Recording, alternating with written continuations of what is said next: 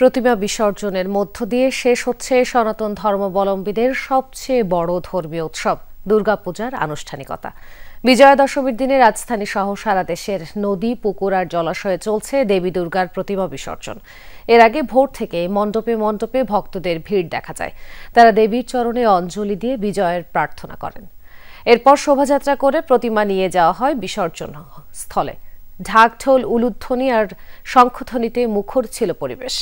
রাজধানীর 10টি ঘাটে বিসর্জন হচ্ছে দুর্গাপূজার 254টি মণ্ডপের প্রতিমা। বিসর্জন নির্বিঘ্ন করতে বিশেষ প্রস্তুতি নিয়েছে আইনশৃঙ্খলা বাহিনী। এবার রাজধানীর বুড়িগঙ্গা, শীতলক্ষ্যা ও তুরাগ নদীর 10টি ঘাটে চলছে প্রতিমা বিসর্জন। প্রতিমা নিমজ্জনের মাধ্যমে মর্তে কন্যা রূপে আসা উমা ফিরে যাচ্ছেন কৈলাসে।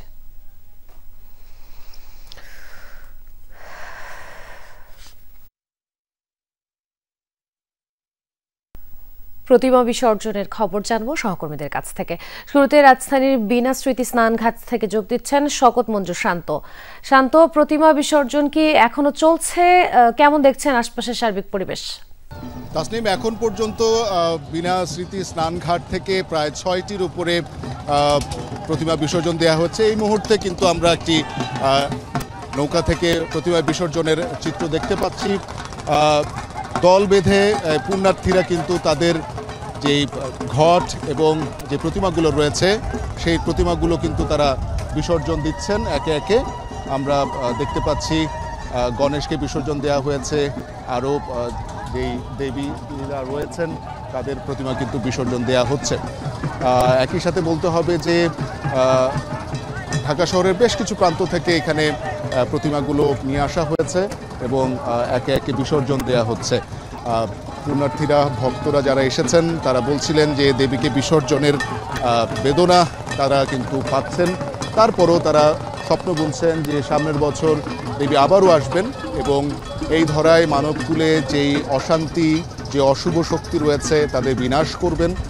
সেই স্বপ্ন নিয়েই কিন্তু তারা আবার আনন্দেও মাতোয়ারা হচ্ছেন, যেন তাদের সামনের যে জীবন সেই জীবন যাতে সুন্দর হয়, একই সাথে তারা যাতে পরিপূর্ণতা লাভ করেন। দুর্গাপূজার বড় যে অংশ সেটি মহানবমীর পরে বিজয়া দশমী এবং এই বিসর্জনের পরপরই কিন্তু আমরা দেখছি যে নৌকা নিয়ে তারা ফিরে যাচ্ছেন বিনা স্মৃতি স্নানঘাটে। এবং এই যে 5 দিনের উৎসব, দুর্গোৎসব, সেই উৎসবে বেশ কিছু দিনের তাৎপর্য রয়েছে। সেই তাৎপর্যের ব্যাখ্যা কিন্তু তারা দিয়েছেন। এই যে বিসর্জন, সেই বিসর্জন দেবীর প্রতিমা বিসর্জন হয়েছে, কিন্তু সবার হৃদয়ে, সবার মনে দেবীর যেই অবস্থান এবং দেবীর প্রতি তাদের যে অকুণ্ঠ ভালোবাসা, যে শ্রদ্ধাবোধ, সেই শ্রদ্ধাবোধ থেকে তারা বিশ্বাস করেন সামনের বছর দেবী আবারও আসবেন এবং তাদেরকে আশীর্বাদ জানাতে এবং একই সাথে যত অশুভ শক্তি রয়েছে সেই শক্তির বিনাশ করবেন। তাসনিম, ধন্যবাদ। এবারে যাচ্ছি আরেক সহকর্মী আরিফুর রহমান সবুজের কাছে। তিনি আছেন রাজধানীর সদরঘাট এলাকায়। সবুজ, শোভাযাত্রা সহকারে প্রতিমাগুলো নেওয়া হচ্ছে বুড়িগঙ্গার বিনা স্মৃতি ঘাটে। দেবী বিসর্জন কি এখনো চলছে কিনা আমাদের জানাবেন। শোভাযাত্রাটি মূলত আধা ঘন্টা আগে বিনা স্মৃতি ঘাট, যে ঘাটটি রয়েছে যেখানে মূলত বিসর্জনের কাজটি, মূল কাজটি চলতেছে সার্বজনীন পূজা উদযাপন পরিষদের পক্ষ থেকে, সেই জায়গায় আধা ঘন্টা পর আসার পর থেকে মূলত বিসর্জনের যে কাজটি সেটি শুরু হয়েছে। বিসর্জনের কাজটি তারও আগে থেকেই চলছে। মূলত শোভাযাত্রা সহকারে যারা এই স্মৃতিঘাটে, বিনা স্মৃতিঘাটে বিসর্জনের জন্য এসছেন তারা একে একে এখানে পূজা উদযাপন পরিষদের পক্ষ থেকে একটি মঞ্চ তৈরি করা হয়েছে। সেই মঞ্চ থেকে একটি করে স্লিপ নিচ্ছেন। সেই স্লিপ অনুযায়ী একের পর এক 2টি নৌকা, প্রতিটি মণ্ডপের জন্য 2টি করে নৌকা বরাদ্দ দেওয়া হচ্ছে এবং এই নৌকায় করে এসে মূলত এই বিসর্জনের যে কাজটি, সেই বিসর্জনের কাজটি এখন এই মুহূর্তে চলছে। এবং যেহেতু একটি সময় বেঁধে দেওয়া হয়েছে 7টা পর্যন্ত, সেই 7টা অনুযায়ী যেহেতু এই যে শোভাযাত্রাটি ছিল সেই শোভাযাত্রাটিতে প্রায় শতাধিক মণ্ডপ যুক্ত হয়েছিল, শতাধিক ট্রাক এখনও এই যে ঘাটটি রয়েছে এখানে বিনা স্মৃতি ঘাটের পাশাপাশি ওয়াইজ ঘাটেও বিসর্জন চলছে। এই 2টি ঘাটেই মূলত এই বিসর্জনের কাজটি চলছে। সেই হিসেবে যেহেতু এক একটি মণ্ডপ বিসর্জন দিতে 10 থেকে 15 মিনিট সময় লাগছে, সেই হিসেবে বলা যায় যে এই যে বিসর্জনের কাজটি সেটি 7টার মধ্যে শেষ করার কথা বলা হলেও আসলে আরও বেশ দীর্ঘ সময় লাগবে এবং এখানে যে প্রস্তুতি, প্রশাসনের যে প্রস্তুতি, সেই প্রস্তুতি সর্বোচ্চ রকম যেন নির্বিঘ্নে এই বিসর্জন কাজটি শেষ করা যায় সেই প্রস্তুতি নেওয়া হয়েছে। ডুবুরি দল যেহেতু গতবার যেরকম নদীতে পানি ছিল, এবার জোয়ারের কারণে সেই পানি কিছুটা বেশি, সে কারণে কোনো ধরনের যেন দুর্ঘটনা না ঘটে, দুর্ঘটনা ঘটলে যেন সেটিকে উদ্ধার করা যায় তাৎক্ষণিক, সেই জায়গাটির জন্য মূলত নৌবাহিনীর একাধিক ডুবুরি দল কাজ করছে, কোস্টগার্ড কাজ করছে, এর পাশাপাশি ফায়ার সার্ভিসের ডুবুরি দলও কাজ করছে এবং এখানে নিরাপত্তা বাহিনীর পক্ষ থেকে সর্বোচ্চ নিরাপত্তা ব্যবস্থা গ্রহণ করা হয়েছে। সেটি রেলি থেকে শুরু করে অর্থাৎ পলাশী থেকে শুরু করে এই ঘাট পর্যন্ত পর্যাপ্ত পুলিশ, প্রায় ৬,০০০-এর মতো পুলিশ মোতায়েন করা হয়েছে এবং এখন পর্যন্ত আমরা দেখছি খুব নির্বিঘ্নে সুশৃঙ্খলভাবে বিসর্জনের যে কাজটি, সেই কাজটি চলছে এবং আপনি নিশ্চয়ই দেখতেও পাচ্ছেন ঘাটে একটি একটি করে মণ্ডপ থেকে, ট্রাক থেকে একটি একটি করে মণ্ডপ নামানো হচ্ছে এবং সেইগুলো বিসর্জনের জন্য একের পর এক যাচ্ছে সুশৃঙ্খলভাবে। জানজিত। ধন্যবাদ সবুজ। এই মুহূর্তে চট্টগ্রামের পতেঙ্গায় আছেন সহকর্মী আলামিন শিকদার। আলামিনের কাছে যাব। আলামিন, চট্টগ্রামে বিসর্জনের সার্বিক ব্যবস্থাপনা কেমন দেখছেন আর পুণ্যার্থীরা কি বলছেন? যাতে আলো স্বল্পতার কারণে কেউ বিসর্জন দিতে কোনো ধরনের সমস্যার মধ্যে না পড়ে সেজন্য কিন্তু আলোর ব্যাপক ব্যবস্থা রাখা হয়েছে। এর পুরো ব্যবস্থাপনা রয়েছে Chattogram city corporation. Chattogram city কর্পোরেশনের পক্ষ থেকে জানানো হয়েছে পতেঙ্গা সমুদ্র সৈকতে সবকিছু মিলে ১০০টি পূজা মণ্ডপ থেকে এখানে প্রতিমা নিয়ে আসা হবে। আমার ঠিক ডান পাশে আমরা দেখতে পাচ্ছি যে এখনো প্রতিমা বিসর্জনের যে বিষয়টি, সেই প্রতিমা বিসর্জন চলছে।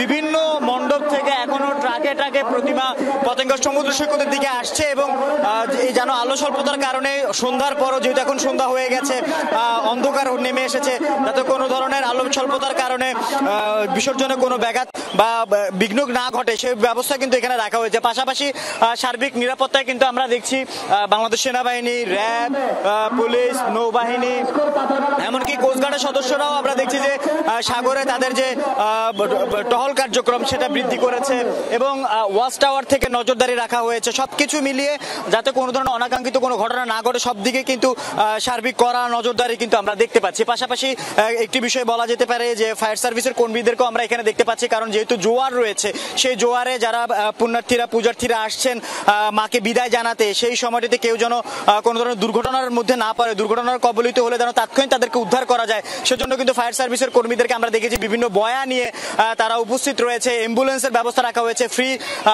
চিকিৎসা সেবার জন্য আলাদা ক্যাম্প এখানে করা হয়েছে। সবকিছু মিলিয়ে যাতে করে কোনো ধরনের অনাকাঙ্ক্ষিত ঘটনা না ঘটে সেই বিষয়ে কিন্তু নজরদারি রাখা হয়েছে। এবং আমরা জানি যে এবার মা দুর্গা হাতিতে করে এসেছেন, এখন দোলায় চেপে অর্থাৎ পালকিতে চেপে চলে যাচ্ছেন এবং সেই যে বিদায়, সেই বিদায় জানাতে অশ্রুসিক্ত নয়নে আমরা দেখছি হিন্দু সনাতন ধর্মাবলম্বীরা যারা রয়েছেন তারা এখানে উপস্থিত হয়েছেন এবং তারা বলছেন যে কোনো ধরনের যাতে কোনো অশুভ শক্তি বিশ্বে কোনো ধরনের তাদের যে প্রভাব, সেই প্রভাব দেখাতে না পারে, সেই জন্য তারা শান্তি কামনা করেছেন। কারণ তারা বলছেন সব থেকে বড় হচ্ছে শান্তি, শান্তির উপরে কোনো ধর্ম হয় না। তাই তারা মায়ের কাছে শেষ প্রার্থনা করেছেন অশুভ শক্তির বিনাশে, যে মা মর্ত্যলোকে এসেছিলেন সেই অশুভ শক্তি বিনাশের মধ্য দিয়ে সারা বিশ্বে যেন শান্তি বয়ে আনে।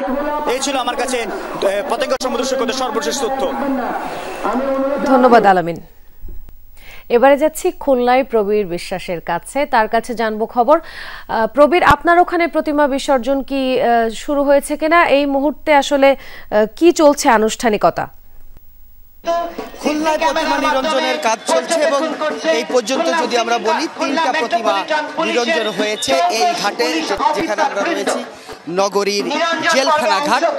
খুলনা মহানগর পূজা পরিষদের আয়োজনে এই উদ্যোগটি প্রতিবারই গ্রহণ করা হয়। এখানে প্রশাসনের সব ধরনের তৎপরতা রয়েছে, বিশেষ করে খুলনা মেট্রোপলিটন পুলিশ, র্যাব, নৌবাহিনী, সেনাবাহিনী সহ যে সমস্ত আইন শৃঙ্খলা বাহিনীর সদস্যরা রয়েছে, সেই সমস্ত আইন শৃঙ্খলা বাহিনীর সদস্যরা এখানে এই নিরঞ্জনের কাজ সুষ্ঠুভাবে সম্পন্ন হয় সেদিক দিয়ে তারা কাজ করছে। এই মুহূর্তে একটি প্রতিমাও এখানে চলে আসছে। আমি আগেই বলেছি যে 3টি প্রতিমা নিরঞ্জন হয়েছে এবং চতুর্থ যে প্রতিমাটি নিরঞ্জন হবে সেটি নিরঞ্জনের জন্য প্রতিমা এখানে এসে গেছে। এরপর যে সমস্ত আনুষ্ঠানিকতা থাকে এটি নামাতে এবং গাড়ি ঘোরাতে, তারপর প্রতিমাকে নিচে নামিয়ে বিভিন্নভাবে প্রদক্ষিণ করা হয়, তার মধ্য দিয়ে প্রতিমাকে নিরঞ্জন করা হয়।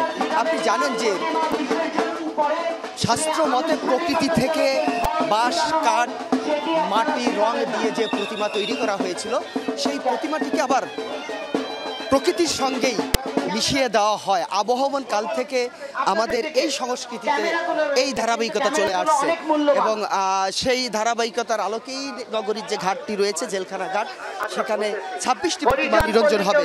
শুধু এই ঘাটেই নয়, খুলনা মহানগরের আরও 6টি প্রতিমা নিরঞ্জনের নির্ধারিত স্থান রয়েছে। সেখানে যে সমস্ত আয়োজকরা রয়েছে তারা প্রতিমা নিরঞ্জন দিচ্ছে। এ বাদেও খুলনার উপজেলা পর্যায়ে বিভিন্ন জায়গায় একই যোগে একই সময় এই প্রতিমা নিরঞ্জনের সর্বশেষ বিদায় প্রতিমা নিরঞ্জনের মধ্য দিয়ে আসলে এটি শেষ হয় এবং একটি করে এখানে প্রতিমা আসছে যে ঘাটের ব্যবস্থাপনা রয়েছে যাতে মানুষ সুষ্ঠুভাবে প্রতিমাটি এই ভৈরব নদের সঙ্গে মিশিয়ে দিতে পারে, সেই ধরনের প্রস্তুতি হয়েছে।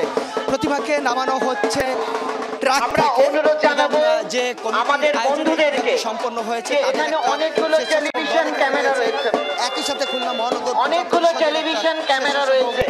এই ক্যামেরাগুলো অনেক মূল্যবান, মন্দির ভিত্তিক একটা দল এবং ক্যামেরাগুলো থেকে আমরা একটু লক্ষ্য রাখব। দুটো দল মিলে তারা এই প্রতিমাকে নামানো, উঠানো এবং শেষ পর্যন্ত প্রতিমা নিরঞ্জনের সেই কাজটি তারা করছে এবং এই প্রতিমা নিরঞ্জনের মধ্য দিয়ে হিন্দু সম্প্রদায়ের সবচেয়ে বড় ধর্মীয় উৎসব এটি শেষ হবে। তবে এখান থেকে ফিরে যে মঙ্গল জল তারা প্রতিটা মন্দিরে যে মন্দির প্রদক্ষিণ করবে এবং একই সঙ্গে সেই মঙ্গল জল মাথায় দিয়ে তারা বাড়িতে যাবে এবং আশীর্বাদ।